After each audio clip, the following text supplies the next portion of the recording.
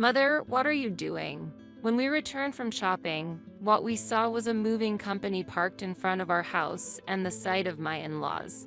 My mother-in-law glanced at me in surprise and continued to give instructions to the movers.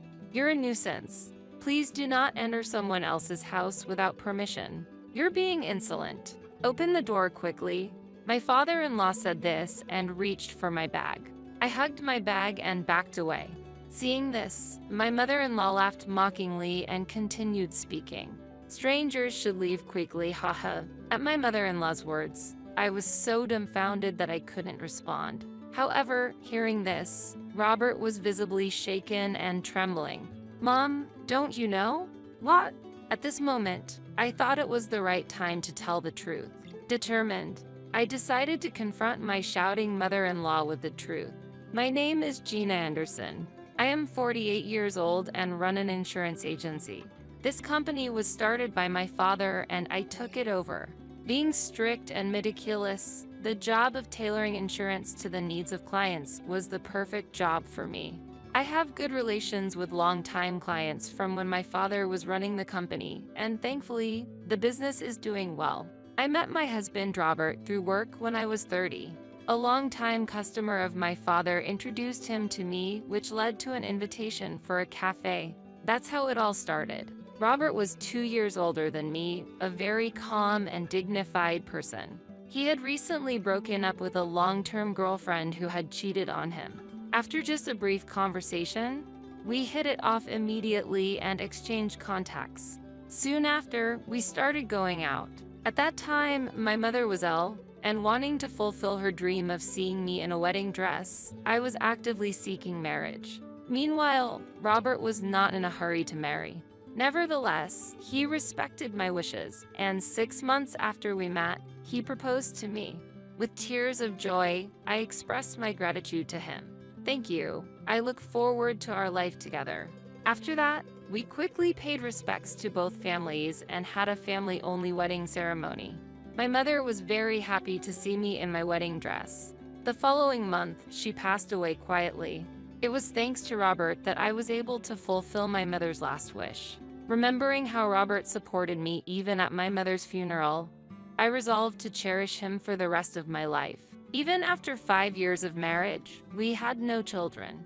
We thought of children as a gift from God and were not in a rush, but it was my in-laws who intervened. This happened during Christmas. Initially, Robert was reluctant to visit, but when my mother-in-law contacted me asking, "Why haven't you come over?" we had no choice but to go. "Still no baby? When will you show us a grandchild?" "Mom, we've decided not to rush things. If this is going to be the topic of discussion, we're leaving." I understand that, but maybe the problem lies with Gina.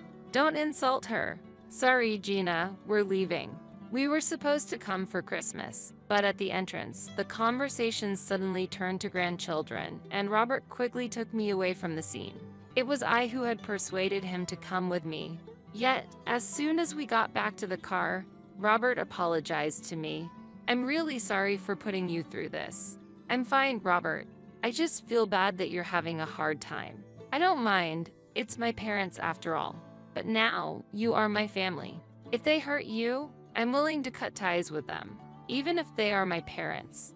But it's okay. I've actually been distancing myself from them since I became an adult." As Robert spoke, a look of loneliness appeared on his face, and all I could do was respond with a simple yeah.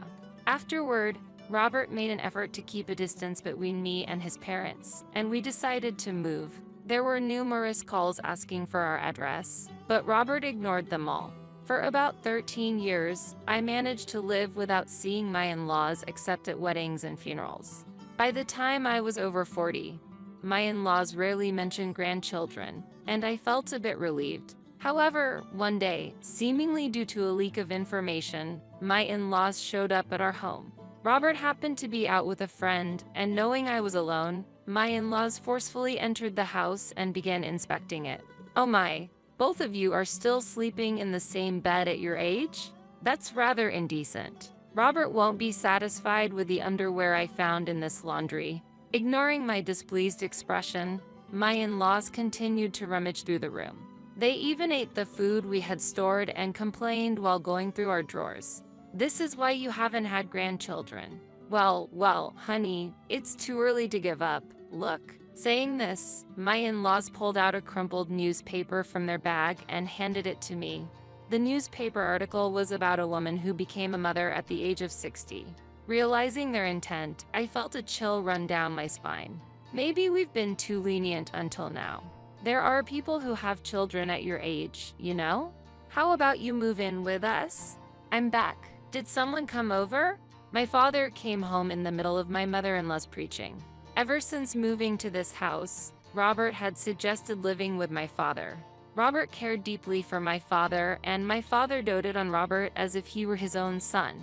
We had not told my in-laws about this fact, so they were surprised to see my father enter the house. I can't believe it, you're letting Robert take care of your father as well. Normally, you should first show gratitude to the husband's parents. My in-laws said this as if it were obvious, nodding in agreement. I was at a loss for how to respond. I appreciate your help. Really, I never thought a father would intrude into the house our son got married into. Doesn't our son taking care of you hurt your own pride? Well, yeah. My father responded with a smile and an ambiguous reply. His attitude only irritated my in-laws further. Dad, Mom, how did you find this place?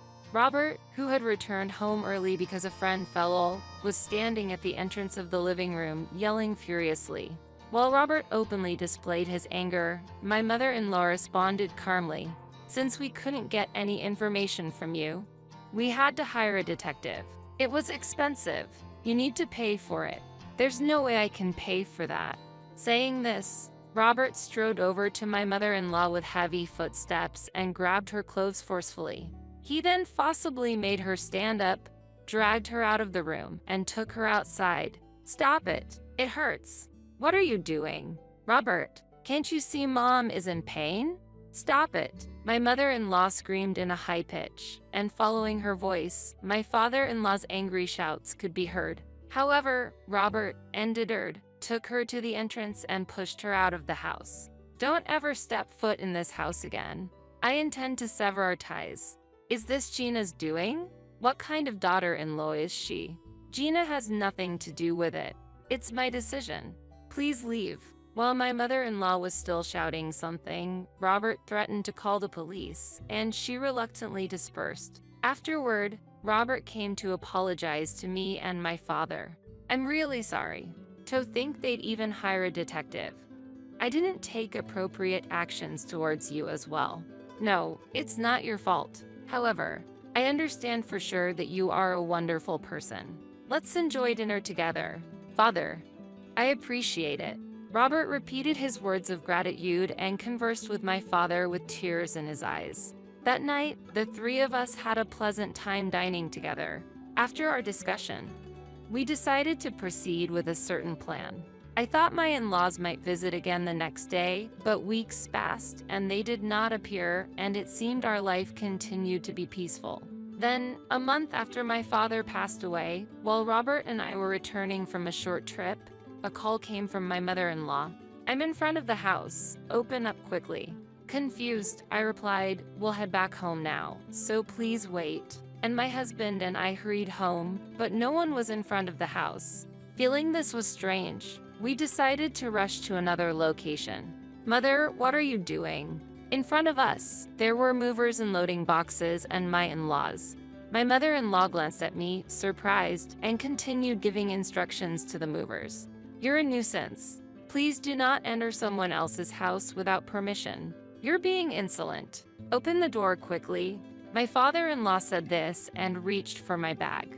I hugged my bag and backed away. Seeing this, my mother-in-law laughed mockingly and continued speaking. Strangers should leave quickly, haha. At my mother-in-law's words, I was so dumbfounded that I couldn't respond. However, hearing this, Robert was visibly shaken and trembling. Mom, don't you know? What? At this moment, I thought it was the right time to tell the truth. Determined, I decided to confront my shouting mother-in-law with the truth. This is my house, you know? What are you saying? Isn't it the house Robert bought? How shameless can you be? My mother-in-law looked at me with confusion and glared. When I looked at Robert, he took a deep breath and began to speak. This is Gina's house. I'm just staying here. Actually, we've recently moved close by and now Gina uses this place as her office. Robert, is Gina blackmailing you? Poor thing. There's no need for such obvious lies. I know Gina is just a housewife. What? Robert looked up at my mother-in-law with a surprised expression. She was furious, believing I had some leverage over him, but what upset her most was her assumption that I was merely a housewife. What do you mean Gina is just a housewife? Gina runs an insurance agency. What are you talking about? She's always home. And yet she's always going out to spas or just having fun. Recently, she was even dining with some strange man at a fancy restaurant. It's disgraceful. The strange man she mentioned was likely my business partner. Recently, an old client of my late father contacted me to reminisce over lunch. It was lunch at a hotel. Originally, Robert was supposed to join, but he had work and I ended up going alone. Of course, we also discussed a new insurance plan, so it wasn't entirely a private matter, and Robert had agreed to it beforehand. If they had hired a detective, they should have known that I returned home alone after lunch. Still, the reason they are so definitively accusing me must be because they want to break us up. That person is also a client of Gina's. I just couldn't join her that day because I had work. We do dine together sometimes. Robert, you are being deceived. It's not too late to start over. Find a younger wife and have children. I can't imagine marrying anyone else but Gina, and besides, I wouldn't be able to have children with anyone else anyways. What do you mean? Both my mother and father-in-law were stunned by his outburst, and I was frozen, unable to comprehend what was happening. Neither Robert nor I had undergone any fertility tests. We avoided them because if one of us had an issue, it would lead to unnecessary blame. A few years ago, when I had a prolonged fever, a doctor recommended some tests, and I secretly went through them. The results showed that I am biologically unable to have children. I've been worried that if I told Gina, she might leave me. I would never leave you just because we can't have children. I know, but I couldn't help feeling anxious. Hearing this, I instinctively embraced Robert tightly. Robert reciprocated the hug. I vowed to cherish Robert even more from now on. What do you mean you can't have children? Are you flawed? You've been deceiving us all this time. My in-laws continued to berate Robert as if I wasn't there. Robert looked back at them coldly. I've always said that I am not your tool. It's not right for a parent to call their own child flawed. What's wrong with calling something flawed that is flawed? My mother-in-law's anger was evident as she grabbed Robert's clothes and confronted him. At that moment, Robert quietly muttered a man's name. Hearing the name, my mother-in-law lost color in her face and immediately let go of Robert. Who's that? I wonder? Looking bewildered, my father-in-law was confused, and mother-in-law could no longer hide her agitation. Robert calmly responded, "That is the name of my actual biological father." What? What are you talking about? I'm your father. Until recently, I didn't know myself. Just like you guys once hired a detective, I did the same. The results were quite shocking. As Robert said this, he fiddled with his smartphone and showed the screen to my father-in-law. My mother-in-law's face had already turned pale. Upon seeing the screen, my father-in-law's face reddened with anger and he began to tremble. Are you saying you cheated on me? That man is Robert's real father? For 50 years? That's not it. How is it not? There are photos of you two embracing. How do you explain that? Ignoring the loud argument that erupted between my in-laws, Robert and I instructed the movers to transfer their belongings to a nearby storage unit, though there was an extra fee. It was my in-laws who would pay. Since they had caused the situation, it was only natural they bear some of the cost. Gee, so I've been raising someone else's child? The thought of spending money on someone who isn't even my blood, someone defective, sends chills down my spine. Robert, you take responsibility and support me. What? No way. Why not? You have a duty to. As my father-in-law attempted to lash out at Robert, Robert gently pushed him aside and smiled. The one who should take responsibility is just my mom. I was only brought into this world, and besides, you guys didn't pay for my high school or college tuition. I've been supporting myself with part-time jobs since high school. How dare you say such a thing? What should I say to a dad who even took my hard-earned money? I couldn't even hang out with friends because I was busy earning tuition? It became clear why Robert particularly despised his father among his parents. However, my father-in-law acted as if it were his right. It's a parent's job to manage the money earned by their children. And the same goes for the money earned by a child's spouse. As I said, we're not related by blood. Are you talking about what's on paper? If you want to cut ties so badly, then pay back all the money you've used up till now. It's already been repaid. I've been sending money every month. What? Monthly remittances. It was a well-known fact that Robert had been sending money to his parents' home. He also paid more than the demanded amount to ensure my in-laws did not interfere in our lives. Still, it seemed my father-in-law was unaware of the remittances. Look, I've been sending $1,500 every month. $1,500 every month. What is this? Oh, now I get it. All the money I sent was used up by Mom and her lover. What? My mother-in-law was so shaken that she could not respond. Seeing this, my father-in-law approached her and slapped her across the face. My shocked mother-in-law looked back at him and screamed in anger. What are you saying? You should be grateful that a man with no money or status like you got to marry me at all. That man has both money and status. The less I thought about divorcing you, the more I could enjoy my time with him. I even let you raise his child. You should be thankful. That's a joke. I agreed to marry you because you said you were pregnant, and I was ready to be beaten up by your father. Yes, but what's the problem? I would have felt sorry if that man was beaten up. In response to this, my father-in-law was at a loss for words and stood dumbfounded. Just then, my mother-in-law's cell phone rang loudly. She looked at her phone, her face brightened, and she answered in a sweet voice. Hello, darling. Did you miss me? This sweet tone, which I had never heard before, gave me goosebumps. Robert, too, watched with a look of disbelief, yet a grin began to form at the corner of his mouth. The meaning behind this would soon become clear. Not darling. His wife. How what?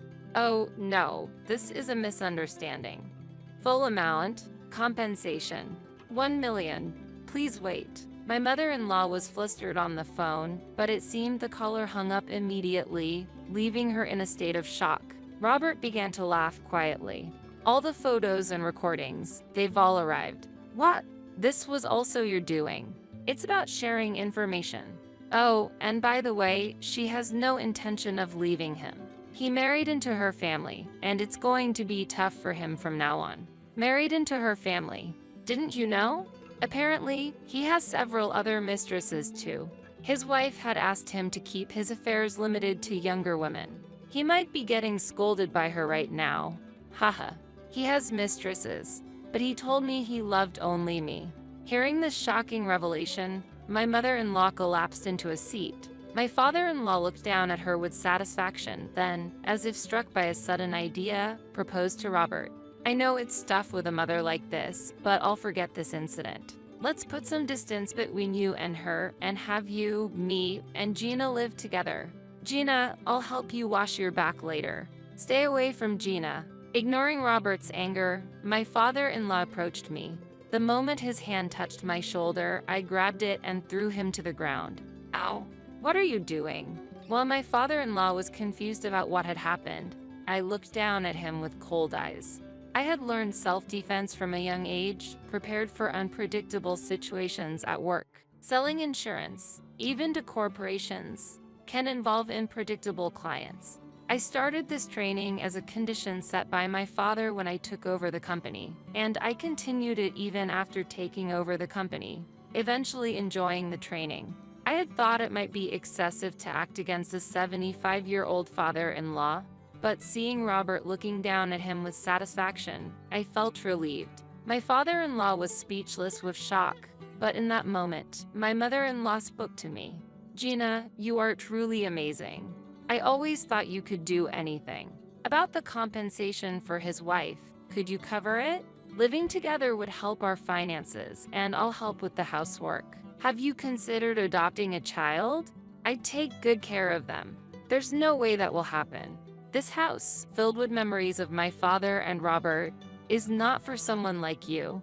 Why should I pay the compensation? Pay it yourself.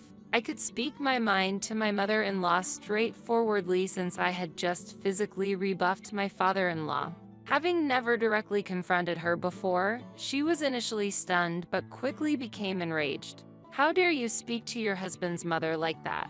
I've already told the neighbors we're moving in, and I've actually started demolishing that house already. That's right, we have nowhere to live now.